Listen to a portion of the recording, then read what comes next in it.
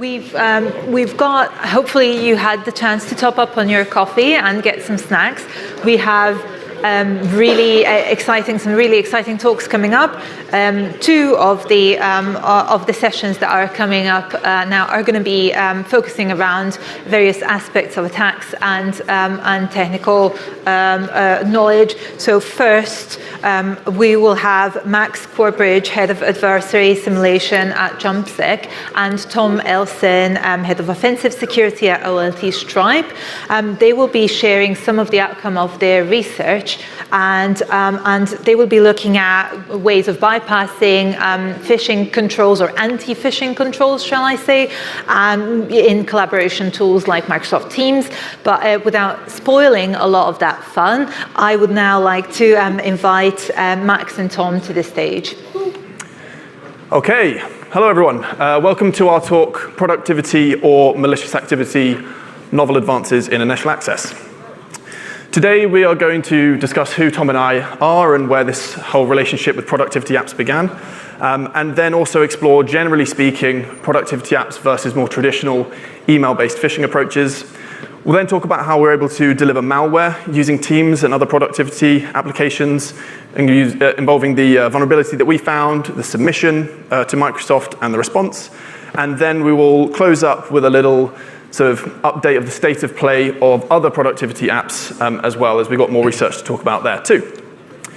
So, my name is Max Corbridge. I'm head of adversary simulation at JumpSec. I have a background in traditional penetration testing and then moved into adversary simulation, so red teams, purple teams, threat-led testing, and now I lead that team. My name's Tom. I work for Stripe OLT. I used to work with Max, and I similarly lead a team of adversarial consultants, and similarly an offensive security team as well. It doesn't work. There you go, sound. So I'm going to give a little bit of a story as to where this came from, just to build a bit of context. So going back a little bit, as I said, myself and Max and I used to work together, and we used to do a number of different adversarial simulation engagements for a variety of different clients in a variety of different sectors. Essentially, one day we were doing a full end-to-end covert red team for a large organization, and we'd started this engagement probably 2 weeks prior to where we were at the point in which this story starts. And essentially, we'd done the intelligence gathering, we'd done the recon, etc., to the point in which we felt it was sufficient. We were basically expecting an organization who had a variety of different technology, like Windows, Mac, Linux, etc. And I was sat down one day eating my dinner, and I get a call from Max, and he says, "Tom, it's a full Mac estate. There's no Windows." And we'd spent the last 2 weeks building implants that were Microsoft focused, or Windows focused rather. So I basically cut that dinner short, went straight back to the computer, and thought, what are the novel sort of methods we can use to infiltrate this organization? We continued down that road of sort of enumeration and validation of technology that they had on the perimeter. And it turns out they'd very recently moved to sort of Microsoft 365, Exchange Online, and had a number of different sort of productivity apps that they were making use of. And that sort of drove us down the path of finding this bug within Microsoft Teams, leveraging it to socially engineer a user, and similarly landing on the user's Mac OS endpoint through this Microsoft Teams bug, enabling us to finish and achieve the goals in which we set out at the start. So hopefully that provides a bit of context to where this came from, and I'll pass back to Max to give a bit more detail on it as well. So one of the things we're going to start discussing is the traditional approach of email-based phishing versus doing it through a productivity app. And if you've been doing email-based phishing as part of your red teaming engagements for some time, then a lot of this won't be new to you.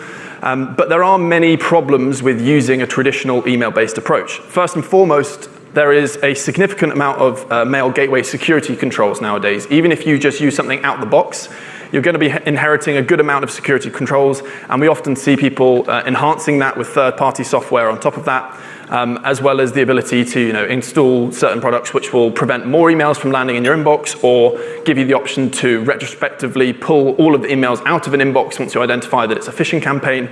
There's a lot on offer with regards to the mail security controls there. And similarly, like a lot of the security controls have been focused on email in the past, Security awareness training is also very focused on email. And so generally speaking, we find very different levels of security consciousness when it comes to a pretext which is landing in an email inbox versus something over a productivity app. The next 2 points are more so from the attacker's perspective, but with regards to, for example, the domain that you're using. So when you're sending an email, it needs to come from a certain domain. That domain needs to be reputable and mature, and both of those have their own sort of hoops that you have to jump through there.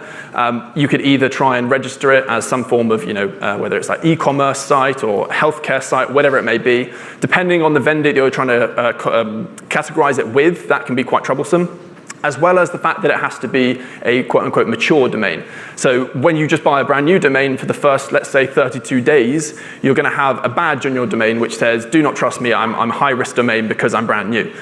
You can obviously buy expired domains or previously used domains, but again, there's more hoops there that you have to be aware of, as well as really the domains only being one of about 11 things that you have to think about when you're doing full end-to-end phishing. You've got to think about the SMTP setup. You've got to think about which machines you're using and if those machines have maybe previously been on a block list because they belong to AWS or something along those lines.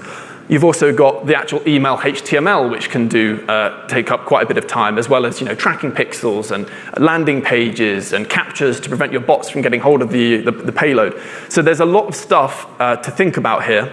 And the next one is one which is, I think, a real nuance of using productivity apps, which maybe you wouldn't think about typically with regards to email-based, is that the communication is very static. It's very stop-start. This will become a bit more clear why the alternative is actually much more preferable. But generally speaking, a static communication, in our eyes, is not as fluid, not as leverageable with regards to social engineering. All of that then really combined comes together to say that emails are very heavily monitored. There's a lot of layered defenses there to worry about. What happens when we look at, for example, a productivity app? Well, productivity apps generally are far less scrutinized, not only in terms of the security controls available, the inherent security of those applications, but also in terms of the security awareness training. We've seen very few places which are including productivity apps in their security awareness training, which explains a lot of the differences in behavior that we're seeing when targeting staff on these sorts of applications. We've also got the fact that it's extremely quick and simple to set up. So I mentioned some of the things that you have to do with regards to email-based phishing. With for example, Microsoft Team-based phish, all you have to do is buy a domain and register it with Office 365. Anyone could do that in a few hours, versus, at least at some places, it takes someone with a very specialized skill set to be able to deliver the full end-to-end weaponized covert email-based phish. One of the main things which I've talked on before is the fact that we are entering into free-flowing conversations. So you'll see in one of the examples from a real engagement later on that we're able to start with one message, then we can offer to get on a screen share, we can offer to voice call, we can have a couple more messages before eventually getting to the weaponization side of it, which generally speaking, with an email, you're going to have to try and include that all in one.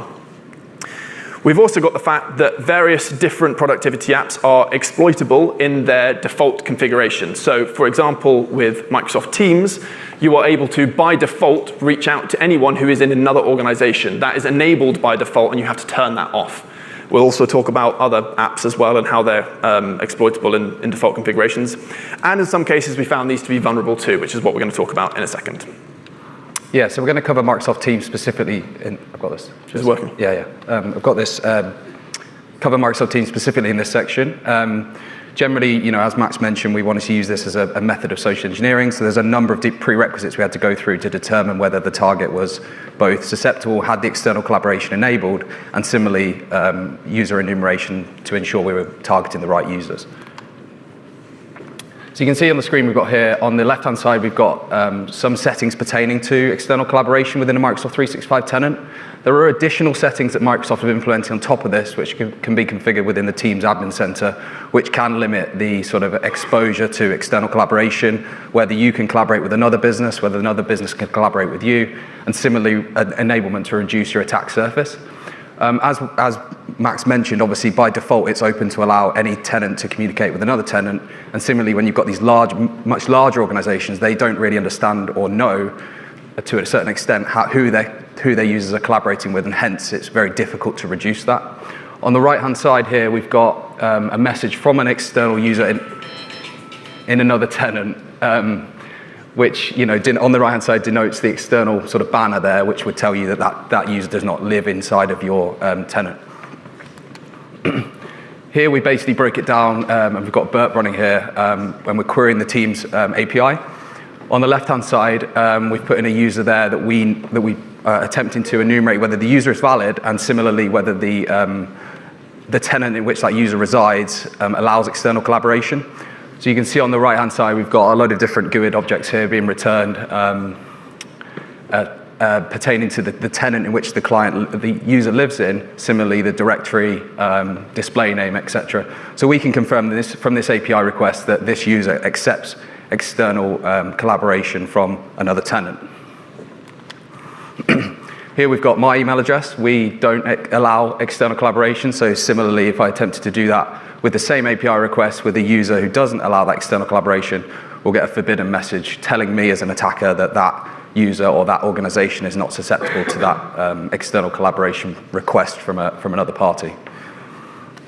I think it's pretty trivial, and one of the techniques we use when we're doing sort of user enumeration within Microsoft 365 environments is Microsoft's very good at telling you whether users exist in the environment. It will return a different error message whether the user exists to whether it doesn't. The sort of apple doesn't fall far from the tree with the sort of Teams related API requests, because here we can see that that tenant from before, which allowed external collaboration, which was returning the user information, is now returning nothing within that response because the user doesn't exist. So we can essentially cycle through a list of potential users using this API request and determine whether the user is valid through the API response, which is very, very useful and sort of steps away from the norm of traditional sort of validation through the Microsoft 365 portal. We can abuse other Microsoft services to do this for us. In the front end, just to preface, we did all of our research in the web UI version of Teams. It was actually before they brought in the new UI, but we have retested it in that UI. So we did everything through the web UI so that we could proxy the traffic easier, and we didn't have to go through the challenges of proxying a thick client application, which is such a pain. So this is the sort of GUI front end in which calls the API request I showed in the last slide. So you can see you basically setting up a chat, inputting the user who you want to speak to. Teams will then tell you that that you need to search for that user externally because they're not inside of your tenant. And then you can see here on the right-hand side, bottom right, that that user exists, and hence you can open up that channel of communication, build a conversation, and create a message to that user externally. On the receiving side of the external collaboration request, we've got this sort of notable prompt that comes up. So it's basically saying Max Corbridge is trying to talk to you from an external party. We found this to be ineffective, if I'm honest. I'll go into some of the techniques we can use to potentially get around this or social engineer users into just saying, yeah, just accept that, it'll be fine. And getting into a position where we can actually get a message to deliver on the right-hand side. I've been in situations where I've been on the phone with users whilst I'm attempting to social engineer and send them a message. This pops up and I'll just say, yeah, just accept that. And it's very much a case of social engineering can really get you around most things, especially when it's a prompt that allows the user to accept it and not an actual technical control that prevents it. So at this point, we knew that we could talk to staff and we could begin to do some social engineering through Teams, but we thought, what if we could take this a step further?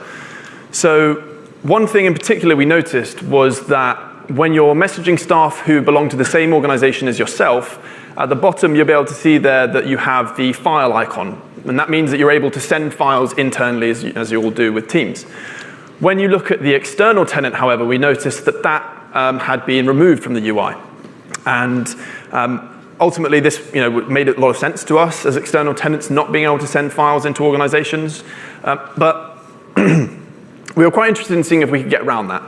So the first thing I did was obviously going over to Google and asking some questions, how to see if there's anything else there that had already been done. And I found this blog post from AAD Internals that really caught my eye because it made a mention to client-side security controls. So I carried on reading, and to my dismay, I realized that as I got to the bottom of the article, it appeared that essentially all Teams security controls are client-side. So if anyone has done any application testing in the past, then you know that this means essentially they are optional because you can control what the client generates. And so I thought we were onto something, and I messaged Tom. And this is pretty accurate in terms of what was said, but also the timelines of this. So originally I said, I think that all security controls in Teams are based on the client. Tom, like me, couldn't really believe it. I said, because we'd already discussed about being able to send files as opposed to going through a phishing avenue or sending a link, I said, well, what if we could just proxy that and have a go with that? Tom had a go, and it was no less than 10 minutes later that he said that we're in business. So what we will show now, hopefully this doesn't start playing immediately. It hasn't, okay. It's all good. So it's a demo. So yeah, I recorded this demo earlier because you don't want to do a demo live. And similarly, hopefully it works because we were having some challenges with it earlier. But basically on the right-hand side, we've got Chris Brunt. He's basically one tenant we've got. Hopefully it plays now. Oh no, okay, that's good. Do you want to hit play? Yeah. There you go, started. Okay, cool. Yeah, so we've got Chris Brunt on the right-hand side. Essentially what we're going to do is attempt to collaborate with another tenant in an external directory. So we paste in here, mail test, you can see it's external. You can see there's no file sending option down on the right-hand side there. We're going to capture the request in burp. Please download this file, something more lucrative than that in the real world, but for demonstration purposes, it would work. A couple of requests go through to ephemeral Teams APIs, and then we've got the actual message request here. Previously, I'd sent a message to an internal tenant in which I captured the request and some of the JSON objects that I needed to input into the files parameter, if you can see that. And I'm just about to paste that in there. That's basically a SharePoint link to a URL which is accessible to anyone as long as they've got the URL. So that makes no odds sending it to an external tenant because they'll still be able to access it. Now on the left-hand side, I'm going to bring up the receiving tenant. You can see on the right-hand side there, it's sent through the notmalware1.exe. And on the left-hand side, we're going to receive the message in a second once it comes up. Yeah, you can see we've received the message. We get the ugly prompt, which again can be potentially bypassed by some form of social engineering. We've got the file that's downloaded, or the file that's been sent, and we can download it through SharePoint and download it and run it as we deem fit. But essentially, we're basically proxying the request through burp, inputting something into the files parameter, which is controlled on the client side, letting that go through, and it will populate and send to the user even though they're external to that tenant, which we have abused countless times. But we'll go into sort of our disclosure and response in a second. So having validated that this worked in a test environment, we wanted to use it in a real engagement. And that's because a lot of the times when you're testing something in an environment, you then try it out in a real hardened target environment, and things just don't work for whatever reason. So before we submitted this, we wanted to validate that it was really going to work. What we did was a pretext, almost word for word. This is not obviously the real screenshot, but almost word for word, that was the pretext that we used. We said that we were from the IT department. So within this, we researched somebody in the IT and created a username that matches them. We said that for whatever reason your VPN didn't receive the latest update. We use this to keep our clients' data safe, so introducing a bit of the traditional social engineering approach. We need everyone to update to the latest version for that reason, but I'm not sure why yours didn't update automatically. Do you have 5 minutes? Now, one of the interesting things to note here is that if you were to look at that original message by itself, which is ultimately what the target is going to see for the first time, there's no links in there. There's nothing particularly malicious at this point. It's just a text-based conversation. So this is where, for example, having a message like this, you get into a dialogue, then you can get on a screen share, which is what we did in this case, get on a screen share and then walk them through the process of installation as well when you've got a nice, familiar voice, or maybe not so familiar, but a nice voice to walk you through the actual process of it, as well as then later on being able to introduce the vulnerability, the payload, which again is something which is sort of dechained in comparison to a traditional email-based approach where everything has to be done all in one go. So this worked. We got initial access. We got a foothold. We validated that the vulnerability was working as intended and was going to work in a real live engagement. So we thought, let's do what we should naturally do at that point and let Microsoft know so that they can fix it. We thought that at this point, I was thinking that, I know that Teams is quite widely used, but what I didn't realize is how much of a market leader Teams is. It's actually 91% of the Fortune 100 who use Microsoft Teams. So with regards to the potential impact, and especially that we demonstrated that using, default latest version of Teams, we were able to exploit this. And for the record as well, that demo was recorded last week. So this shows you where we're at now. This is still going to have a very large impact. So we jumped over to Microsoft's vulnerability reporting portal and we wrote it up, as you should do in these situations. We validated that there was a vulnerability and that also the vulnerability had been used in a red team engagement to facilitate initial access. So we felt like there was going to be some degree of credibility there in terms of getting Microsoft to listen. We should have known better, because what Microsoft responded was saying that ultimately the reported issue is valid, but it does not meet the bar for immediate servicing, which if you've dealt with Microsoft's reporting portal and general handling of incidents in the past, that may or may not come as a surprise. We asked them, we said, well, we've used this on engagements. This is not going to get fixed anytime soon. Can we at least inform our clients and push out an advisory to be able to say that this is something that you need to be able to be aware of and to be able to mitigate? So that's exactly what we did. We created the advisory, which you can see here. It was very light on technical detail. We didn't really go into the actual exploit as such, but more, this is the impact, this is what you can do, and this is how you need to protect yourself against it. What we weren't expecting was what happened next. So within a few hours, it was on Bleeping Computer. And then for the next couple of weeks, it started popping up absolutely everywhere. I'm trying to go faster through these because there's a lot. But we were not expecting it to get the sort of degree of coverage that it did in the end. And it ended up getting covered by around 80 cyber news outlets all around the world, multiple languages, people were obviously a bit upset that this wasn't going to be fixed. There was also a link to a feature which needed to be turned on, which isn't turned on in Microsoft Teams in the advisory to be able to log this more accurately, because it was something that we thought should be there, should be available to be able to be logged. But naturally, when you've got this degree of publicity, you're going to have eyes on both sides of the fence looking at it. And especially when a vendor has said, we are not going to fix this, then it's going to have even more impact with regards to that. Within a couple of months, we noticed an uptick in the amount of Russian state hackers who'd started using the technique to be able to exploit, as well as some of the tooling which had been generated off the back of the research, as well as actually getting onto the Microsoft's page itself with regards to Storm 0324, as well as the previous ones were Midnight Blizzard, who had launched a wide-scale campaign there. We also saw community response on both sides of the fence with regards to the defensive side and the offensive side. So one of the tools that was generated actually very quickly after the research was originally published was this Teams Phisher by a red teamer out in the States. And similarly, there was some blog posts surrounding the KQL queries which could be used to monitor for this down the line. We obviously have talked about the release of it. The advisory, as I said, was very much focused on the detection and mitigation side, so we're going to talk about that as well while we're here. Yeah, so I'm going to talk about detection, mitigation, and also prevention. Obviously, I alluded to at the start around limiting your attack surface by preventing that external collaboration between tenants. I was just reading the other day around some organizational-based controls and user-based controls that Microsoft Teams, that you can implement specifically in Microsoft Teams to prevent some of this activity.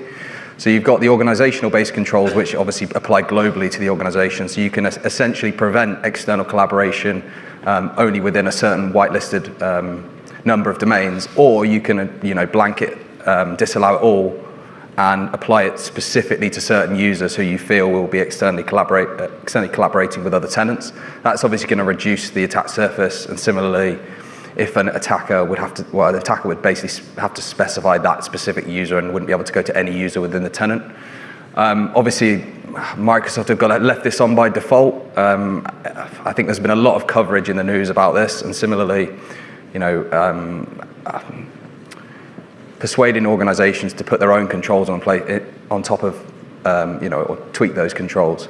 So basically, putting a whitelist or an allow list in would really reduce that possibility. Similarly, a lot of the user education piece that we're seeing in the industry at the moment is specifically pertaining to email-based phishing. So you've got things like email-based phishing campaigns, you've got training videos in which they do webinars, etc. And not a lot of those are tailored towards productivity applications. Not a lot of those are tailored towards sort of, what do we do if I receive a message from an external tenant? What do I do if I see this prompt, etc. So I think we need, as an industry, perhaps need to build on the premise that these productivity applications are going to be used and utilized for social engineering, and build that into our training schedules. Additionally, there is I don't know if it's fairly new, but I only recently came across it. You've got the basic sort of email quarantine that Microsoft 365 does, whereby it sees a malicious email, it will put it into quarantine, you'll get a nice email that says this email's been quarantined, etc. They now actually have that for Teams messages as well. I attempted to trigger it and couldn't, which says something, I think, but I won't go into too much detail about that. Maybe come and speak to me afterwards. But similarly, like that potentially is a mechanism which we can prevent that those malicious messages from getting to the end users. Perhaps there's some tweaking you can do in those settings to make them more hardened, I suppose. And then similarly, this screenshot on the right-hand side, if you can see this, there was an API request that's made to an endpoint when a user accepts a message from an external tenant or an external user. You could potentially monitor endpoint logs for this address or URL, and potentially limit or detect build some logic based on the fact that users are accepting external requests. There was a point Max made a moment ago about sort of detection through KQL. I think Microsoft has released specific logic around detection of Teams messages through the things like KQL, but is that what you were going to touch on there? No, I was going to say that with regards to monitoring this endpoint as well, even if you think long-term monitoring of that is going to be too noisy, if you can monitor it in the short term, then you'll be able to get the visibility of how many external collaboration messages are coming into your organization, which can help inform that conversation that you are then going to say, right, let's turn this off or let's lock this down, especially because by default, the logging of this event of accepting an external user isn't built into Teams, and that's what I've created a request for Microsoft and put that link into the advisory as well when we released it, which has now got I think a few hundred thumbs up, but I don't think they've made any sort of like push towards that. But this will, at least for now, be the only option you've got for being able to see how common of an occurrence this is, which is ultimately going to help you have the decision-making phase next. There's been some really good research off the back of our sort of advisory, and similarly around the team space for a while. We've also been doing our research internally. I've been poking Max here and there every sort of few weeks when I say, have you seen this, etc. But we can see on the top left-hand side, we've got the ability to call external users as well, which is quite powerful. Essentially, the notification prompt doesn't come up when you just call them straight away. So if you were to just ring them, it would just ring as a usual user and just have the denoted external banner on it. So you could essentially have them on the phone whilst you send them a file through, or whilst you send them a link through, and just say to them, oh yeah, it's fine, just accept that. And that essentially is another form of social engineering them into performing that action. That's very powerful, and we've had some various success with that. Just on that as well, another huge implication of this is that essentially you're able to phone people off of an email address.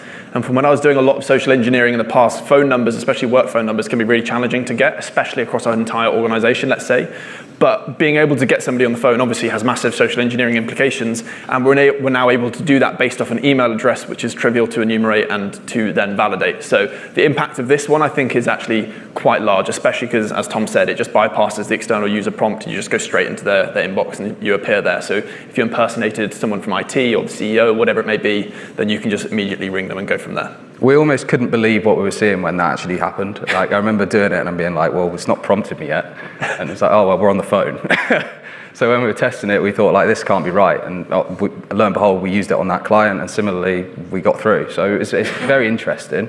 Obviously, we've talked a lot about the client-side-based controls that pertain to Teams, and similarly, the same sort of applies to meeting invites. So you can see on the bottom here, I appreciate the text is a bit small, but basically, we can control the URL, what that URL where it says join the meeting now points to. So essentially what we could have in this situation is a reverse proxy, a evil drink, something like that in place that captures credentials and then forwards the user through to the meeting invite, which essentially the user would really be able to tell because they had to enter their credentials again, which within a modern environment, people are approving MFA every 20 minutes. So like, I think, that's a very powerful metric of being able to socially engineer them through things that we control, which look like Microsoft services. Additionally, I touched on it a moment ago with regards to additional research. So there's been some good research from these guys, and they basically can manipulate the file name and what it looks like and the file path as it lands in the user's sort of chat IM box. And I think it's going to continue to grow as a research topic for people, especially when people realize that it's all client-side focused and there's lots of avenues for abuse and exploitation that exist within things that within these sorts of productivity applications. So there's obviously, we've talked a lot about Microsoft Teams. There's obviously other productivity applications. You've got things like Slack. Now, Slack Connect, lots of people have done some really good research into the likes of Slack and external collaboration and using Slack for phishing, etc. We haven't really played too much with Slack Connect, but we were looking at the controls very recently, and we see that similarly you're allowed external collaboration. Similarly, it can be locked down and controlled, and similarly, it's a prevalent vector for having those sort of frequent conversations with people, and as you said, not static conversations. So we think that those productivity applications, similarly to Microsoft Teams, are going to continue to be abused. Luke Jennings here did a really good post on Slack. He's also done a really good post on Teams around some of the controls that, again, are client side, and similarly they were able to abuse to do sort of link poisoning, etc., which I would recommend that everybody reads off the back of this. Google, again, so Google Workspace, obviously a number of organizations are using Google Workspace. By default, within Google Workspace, you can send messages from an external Google Workspace into your Google Workspace, for example. You get a banner as well with this one, nice yellow one that comes up at the bottom, and similarly the little external prompts next to Max's name there. You don't have to do any client-side stuff this time. You can just send files through from one tenant into another tenant, which makes our life much easier if we find an organization, or makes an attacker's life much easier if they find an organization who's using default configuration within Google that allows this. And similarly, we can drop an implant in, or we can drop a password, an encrypted file, or even some form of reverse proxy, like we said before, which would enable us to perform some form of social engineering or get the user to perform a malicious action. So I wanted to put a couple of notable mentions out there, primarily because we use these in combination with the Teams exploit or Teams abuse, in which we were talking about a moment ago. Microsoft DirectSend's been around for a while. I used this last week, so it's still very prevalent within organizations. Essentially, it allows you to spoof an email from an internal user to another user, and essentially bypass the external email controls by using the connector address that is spun up every time you build a 365 tenant. This essentially sometimes works, well, 95% of the time that I've tried this, it's worked, but essentially it's one of those things that, it will populate the metadata for the user which you're spoofing. So this user here, what we did was we ran a PowerShell command, spoofed an email from someone at JumpSec to me at JumpSec, and essentially went straight through to the user's inbox, didn't go through to quarantine, bypassed the spam controls, bypassed the quarantine controls, and essentially if this user had an image there or had any metadata that said they were online, that would be populated. We could hover over the user and it would populate the organization tree. So it's very powerful. It's very difficult to determine whether this was a legitimate email or whether it came from a malicious user. One other notable mention is to password spraying. Now, this is not necessarily in the realm of social engineering, but it is very much in the realm of productivity apps, because the majority of the time when we're password spraying at the moment, especially working with, let's say, traditional Windows environments that are now either Azure hybrid or fully cloud native, we're seeing password spraying through Office 365 being a hugely, hugely successful avenue. So with regards to why this is now possible, especially if, because password spraying spraying has been around for 20 years. This looks a little bit different. This is more quote unquote intelligent password spraying, thanks to some tools that have been created. Generally speaking, though, what we're dealing with when we're talking about password spraying productivity apps is publicly facing portals, which is typical of your, let's say, Office 365 login page. You've got enumeration of the login material, which is emails, being very, very easy. So you can very quickly build up a target list. We find that we can get anywhere from 60 to 75% of an organization's workforce by doing scraping on things like LinkedIn, et cetera, et cetera. Whenever you've got a larger target list like this, you're going to be able to find at least one person with a predictably weak password. And then at this point, a lot of people say, oh, we've got MFA. And that is true. And I think MFA, especially from when Microsoft enabled it by default, has been coming up more and more. However, I will say that there is no organization that I've worked with yet who has got a fully bulletproof rollout of MFA across the board. And that is usually due to one of a handful of things. One of the common ones is your conditional access policies, for example, don't require you when logging into certain portals from certain devices to use MFA. You've also got the fact that some accounts just don't have MFA. Maybe they just have never had it turned on, or they're, let's say, a service account which can't use MFA because it's not a human account. And then also a really, really common one, which I think is especially daunting for people working internally, is that a lot of the time, let's say you have an account from 2018, which predates when MFA was required, and you were able to successfully guess that password because it was a contractor that was working in the organization and just put your organization name 123 as the password. Although when Microsoft came along and said MFA is now required for all of these, that is true. There is technically an MFA requirement on that account. And if you look at your dashboard, it'll always say, oh, great, we've got MFA requirement on everyone. However, if this account is an old account and it hasn't been set up yet or hasn't been logged into, which is something which happened literally last week, then when we spray that account, we get given the option to set up the MFA for that account. So although it looks like you've got MFA, you actually are allowing threat actors to be able to spray that account and then set up their own MFA. We find that a lot, especially with organizations who've done a kind of massive lift and shift from on-prem to the cloud, and with that are a load of older stale accounts which haven't logged into the Office side of things. Team filtration and graph runner, obviously I mentioned there. How this looks very briefly, because again, this is not necessarily the social engineering side, but again, it's using productivity applications like Microsoft Teams. We're rotating IP addresses every request. We're then spraying the passwords. Rotating the IP obviously means that it's very difficult to attribute who it's coming from, and also to be able to block it because the IPs are constantly changing. You then will land on some valid creds, assuming you've got a big enough target list. We've always found at least one person with weak creds. We then look for MFA gaps. As soon as the tool gets to this point, it will automatically jump to looking for MFA. If there is MFA, let's automatically jump to looking for any gaps in MFA. So you can see we're looking at a load of different platforms, some of them productivity, some of them not. But we're looking at Microsoft Azure CLI, Microsoft PowerShell, Office 365 management, and we're not signing in just once, but we're signing in from Android, iPhone, Mac, Linux, Windows, trying to find a combination of portal and user, or device, user agent or device, which doesn't require MFA. Usually that's because of a conditional access policy. And then in that final one, you can see here that signing into Microsoft Teams on iPhone in a conditional access policy did not require MFA. That allows us into that account. And from there, we're able to then dump all of your Office 365 data. So your Teams messages, your emails, your SharePoint. SharePoint is being used, incredibly in a very relaxed way, I'd say, in terms of access control. So a lot of the times we find stuff in there, which is super interesting. Cool. So key takeaways. We're not saying in any way that mail-based phishing and social engineering is dying. We're not saying that at all. We're just saying that we're seeing attackers evolve into a space where they're abusing productivity applications to perform similar actions. And there are controls in place from the likes of Microsoft that allow it by default, and similarly can be abused. And we've found to be more prevalent and sometimes easier, if I'm being honest.